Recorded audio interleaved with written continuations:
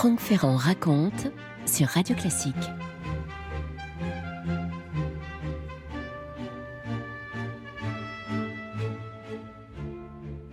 Je vous emmène dans le nord de l'Espagne, à Cadaqués exactement. C'est un village de pêcheurs avec ses criques paisibles et ses petites barques très colorées.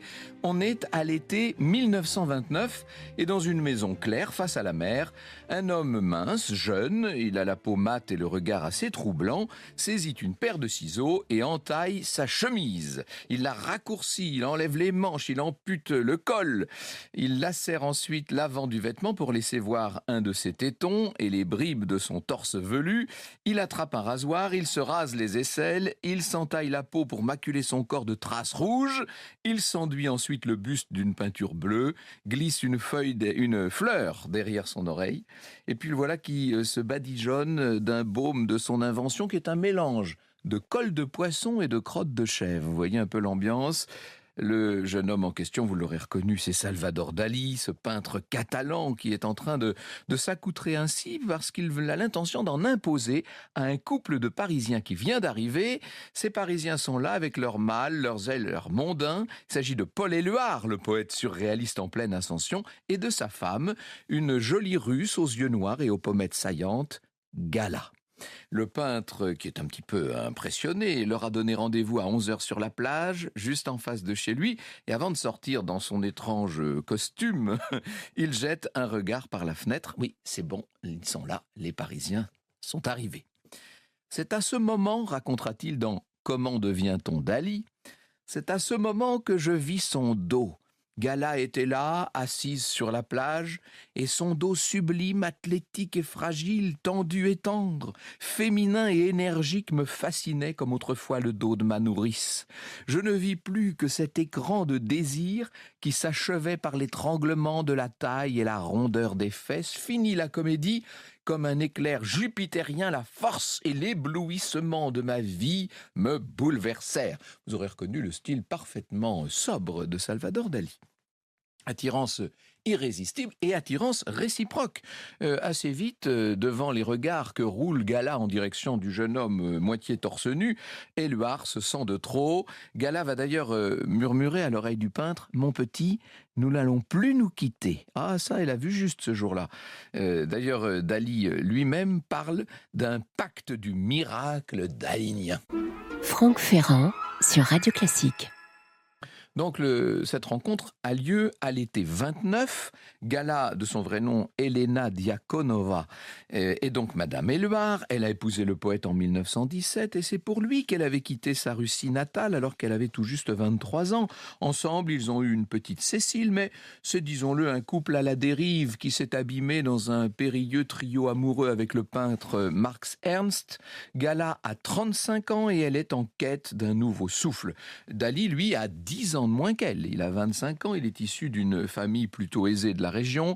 C'est un garçon un peu perdu, il faut bien le dire. Il a déjà une histoire assez encombrante. Il vit avec le fantôme d'un frère mort avant sa naissance, et dont d'ailleurs il porte le prénom, Salvador. Sa mère est morte quand il n'était qu'un adolescent. Il est assez inhibé.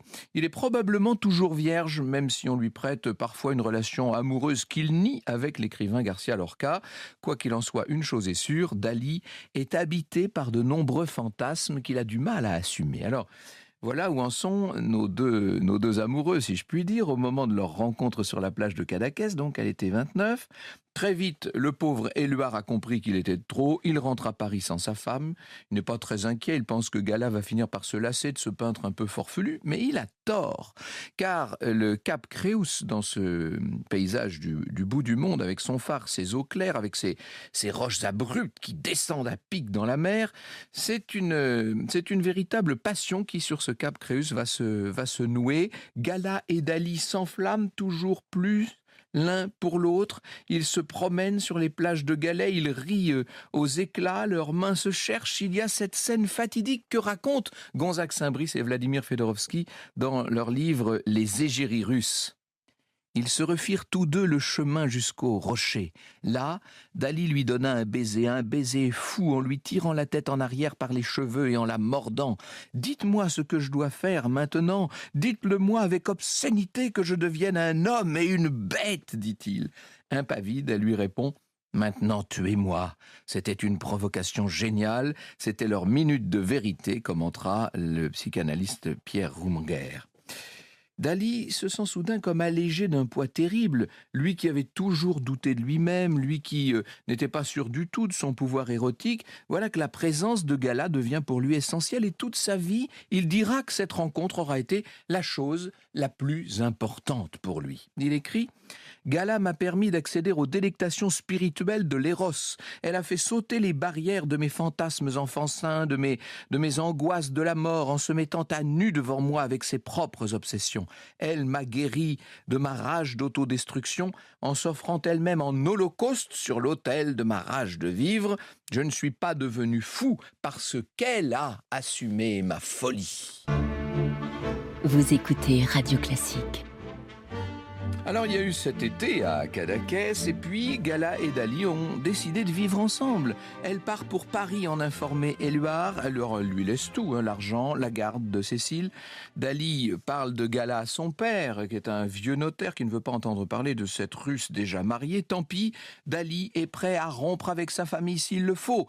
Avec Gala, ils vont poser leurs valises et poser par la même occasion le chevalet de Dali dans un petit hôtel de Carry-le-Rouet. Dans leur chambre, qui est plongée presque toujours dans l'obscurité, ils vont passer des semaines à se découvrir, vie d'insouciance qui évidemment ne peut pas durer trop longtemps. Ils sont l'un comme l'autre sans le sou, il va falloir se mettre au travail. Alors, encouragé par Gala, Dali se lance corps et âme dans son art. Le psychanalyste et confident de Dali, donc Pierre Rumger, que je citais tout à l'heure, écrit « Gala savait que Dali était un génie et ce serait ça son œuvre à elle. Elle rencontrait un malade minable, elle allait enfanter un des grands personnages de son époque. Et les premières années, néanmoins, sont quand même difficiles. Dali achète une minuscule cabane de pêcheurs sur la plage de Port Yigat, qui est tout près de Cadaqués. C'est un de ses premiers mécènes qui le lui a permis. Les nuits sont fraîches néanmoins et le mobilier n'a pas trop de confort. Je cite Sophie de Lassin, qui a écrit Gala pour Dali, biographie d'un couple. Dali et Gala sont deux amoureux errants, vivant du fruit de la pêche pour économiser leur maigre liasse de pesetas afin d'aménager ce palace minuscule. Ces deux artisans démunis d'une gloire qui semble se faire attendre sont assez beaux à voir. Souvent accusés de cupidité, Gala a abandonné une existence matérielle confortable auprès d'Éluard. Elle a déserté le 5 pièces situé en haut de la butte Montmartre pour aller vivre là, dans cette cabane délabrée, sans promesse de jours meilleurs. C'est peut-être ça aussi, les preuves d'amour, n'est-ce pas? Alors, nul ne sait encore que cette baraque sera le point de départ de la demeure absolument incroyable qui, des décennies plus tard, attirera des centaines et des milliers de touristes. Pour l'heure, entre ces frêles planches de bois, Dali peint, Gala essaie de le soulager du quotidien, elle s'arrange comme elle peut, elle s'escrime à rendre le lieu habitable, elle rassemble et corrige quelques textes de l'artiste pour en faire un recueil qui s'appelle La femme visible. Et à Paris, où le couple vit aussi une partie du temps, dans un petit appartement de Montrouge, elle marche des kilomètres en transportant les toiles et les dessins de Dali, la voilà qui frappe aux portes des galeries, qui sollicite différents collectionneurs et déjà elle se forge cette réputation de femme intelligente, vive, mais disons-le peu commode et dure en affaires. Gala est pleine de ressources. Elle crée un cercle de collectionneurs pour soutenir son Dali. En échange d'un versement régulier, ils auront la possibilité désormais de choisir plusieurs des œuvres d'art du peintre et du dessinateur pendant le cours de l'année. Elle pousse aussi son amant à fréquenter davantage ces surréalistes tellement à la mode. Je pense à André Breton, par exemple, et petit à petit, on voit s'organiser des expositions parce que Dali produit beaucoup, Gala l'inspire, elle lui donne une force extraordinaire. Pour autant, on ne peut pas dire qu'ils vendent encore tellement. C'est à partir de 1934 que le vent va tourner. Dali peint à ce moment-là des œuvres cruciales. Il peut enfin épouser Gala, qui vient de divorcer d'Éluard. Le poète ne s'en remettra d'ailleurs jamais tout à fait, il faut bien le dire. Gala n'est pas plus tendre avec sa fille. Il n'y a pas de place pour quiconque d'autre que Dali. Dali est sa fulgurante inspiration. Dali est son irrésistible ascension parce que lui devient l'artiste à la mode qui fascine par son personnage, sa peinture, ses coups d'éclat. éclat à Paris, à Londres, à New York, à Barcelone. Il expose maintenant avec énormément de gens qui viennent acheter des œuvres dont le prix s'envole. Le couple est galvanisé par son succès. Il est porté peut-être, Dali, par le regard de Gala qui l'aide à sortir de sa coquille. Je cite encore Vladimir et Gonzague, le regretté Gonzague. Maintenant, la marche triomphale de Dali a commencé. Il voyage, il peint, il parle comme 10 livres, il écrit, il expose. Il mène aussi avec Gala une vie luxueuse, cosmopolite, chic. Alexandra Danivola est assise à la droite de Dali, Coco Chanel à sa gauche. Gala a pris goût aux meilleurs restaurants, on les voit souvent. Dali et elle aux plus belles tables, chez Lasserre ou chez Taïwan. Très vite, Gala et Dali ne seront plus les bienvenus aux réunions des surréalistes. Il faut vous dire quand même que le peintre multiplie les provocations puisqu'il s'intéresse à Hitler, il fait l'éloge de Franco, il vend son art au diable, si l'on peut dire. Il veut bien mettre son nom sur des cravates, des assiettes, des flacons de parfum, à condition que ce soit pour offrir à Gala les robes des plus grands couturiers. Dali tournera même dans une publicité bien connue pour du chocolat. André Breton, qui se montre très virulent à son égard, le surnommera Avida Dollar. Avida Dollar, c'est l'anagramme de Salvador Dali. Bientôt éclate la guerre civile en Espagne.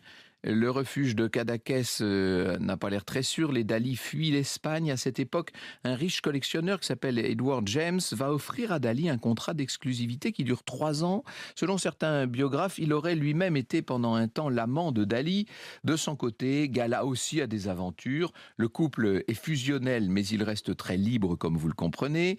Dali aurait fait cette confession à James: « Je laisse Gala prendre des amants quand elle veut. En réalité, je l'y encourage et je l'aide, car cela m'excite. » La vie sexuelle de Dali restera toujours une sorte de mystère. Il était très ambigu, cet homme-là. Il faut dire qu'il a de nombreuses phobies et par-dessus tout, il a la peur des maladies vénériennes. Lorsqu'éclate la Seconde Guerre mondiale, Dali et Gala embarquent pour New York. On a les photos de leur traversée, vous vous rappelez, dans son exil. Dali peint peu, il vit surtout de commande. Quant à Gala, elle gère toujours les affaires et elle le fait d'une main de fer. Dans 12 muses qui ont changé l'histoire, Bertrand Meyer-Stablet nous dit: il est clair que tout est discuté d'avance dans le couple. Gardant le souvenir cuisant des injustices du passé, il savoure le plaisir de voir les prix monter et ne lâche rien pour rien, pas la moindre feuille de papier sur laquelle a griffonné Dali ne se perd. Il n'est surtout pas question de perdre quoi que ce soit en route. Franck Ferrand sur Radio Classique. Alors la guerre s'achève, c'est en 48 que Gala et Dali retrouvent leur plage là-bas à Port-Ligat avec les eaux paisibles et les barques de pêcheurs et puis les maisons blanches aux volets bleus. Gala et Dali, qui sont maintenant très demandés, vont passer là tous leurs étés désormais. Ils vont faire de cette cabane, comme je vous le disais, à l'ombre des oliviers, un havre de paix connu dans le monde entier. Ils continueront de racheter, de rénover toutes les baraques alentours, les relieront entre elles pour faire une sorte de grand dédale. C'est un lieu très étonnant. Ils aménagent la bibliothèque, l'atelier de Dali, le célèbre salon de l'œuf, le domaine de Gala, n'est-ce pas? Ils chinent dans les brocantes, ils fabriquent eux-mêmes pas mal d'objets. Il y aura ces murs entiers de photos, cet ours blanc géant, cette piscine de forme phallique. Les Dali séjournent régulièrement à New York et à Paris, dont ils sont devenus en quelque sorte la coqueluche. En 58, ils vont se marier religieusement. Dali, depuis quelques années, est entré dans sa période mystique, alors ça correspond bien, n'est-ce pas? Il va peindre Gala en Madone de Port-Ligat. Et pourtant, le couple, disons-le, bat un peu de l'aile. Je sais bien que nous sommes le 14 février, mais il faut que je vous le dise. Le peintre va quand même offrir à sa muse une nouvelle vie, lui achète le château de Poubol, qui est à une 40aine de kilomètres de Figueras. Tout est à refaire à ce moment-là, mais la demeure médiévale, avec ses vieilles pierres et sa nature sauvage, est pleine de charme. Elle correspond exactement à celle qui reste la muse. Et Dali écrira: « Il me fallait offrir à Gala un écrin plus solennellement digne de notre amour. C'est pourquoi je lui ai fait cadeau d'un manoir, l'ancien château de Poubol, où elle règne en souveraine absolue, au point que je ne lui rends pas visite sans une invitation écrite de sa main. Je me suis contenté d'en décorer les plafonds, afin qu'en levant les yeux, elle me trouve toujours dans son ciel. » C'est là qu'elle se réfugie au début des années 70, terrifiée par les ravages du temps. Dali ne va pas cesser de l'idéaliser pour autant. Pour lui, elle reste la petite fille russe sur un traîneau qu'il voit en rêve depuis l'enfance. Dans son château, Gala, qui plus que jamais court après les hommes, va vivre un nouvel amour avec un certain Jeff Fenholt, un chanteur à la longue chevelure blonde. Elle l'a rencontré à New York alors qu'il jouait à Broadway le Messie dans la célèbre comédie musicale Jésus-Christ Superstar. Quant à Dali, il s'est attaché à une nouvelle femme, la jeune Amanda Lear. Gala approuve d'ailleurs, mais la relation aurait été essentiellement platonique. Encore une fois, Dali préfère la contemplation à quoi que ce soit d'autre. Dans leurs dernières années, les rapports entre Gala et Dali se tendent. Ils restent liés, mais leurs disputes sont explosives. Gala est tyrannique, parfois même agressive. Sophie Delassin raconte par exemple une scène sidérante où Gala s'en serait prise au psychiatre de Dali qu'elle jugeait trop gourmand. Suffoqué par le délire d'injures de Gala, le professeur succombe à une crise cardiaque. Franck Ferrand sur Radio Classique. Et puis, il n'y a pas que Gala pour sombrer, si je puis dire, dans ses propres démons. Dali aussi est rattrapé par les siens, la dépression, la paranoïa. Il faut dire qu'ils ont quand même bien vieilli, leur santé s'est beaucoup dégradée. Au printemps 82, Gala, qui a 88 ans, est au plus mal. Elle est alitée jour et nuit et à ses côtés, Dali est là, totalement pétri d'angoisse. Les médecins l'épargnent autant que possible, comme ils le feraient avec un enfant. Mais un après-midi de juin, Gala n'en rend pas moins son dernier souffle. Alors, on va entendre Dali hurler littéralement. La flamme dans l'œil noir de Gala s'est éteinte et désormais, on ne peut plus dire de Dali qu'il soit encore Dali. Vous écoutez Radio Classique.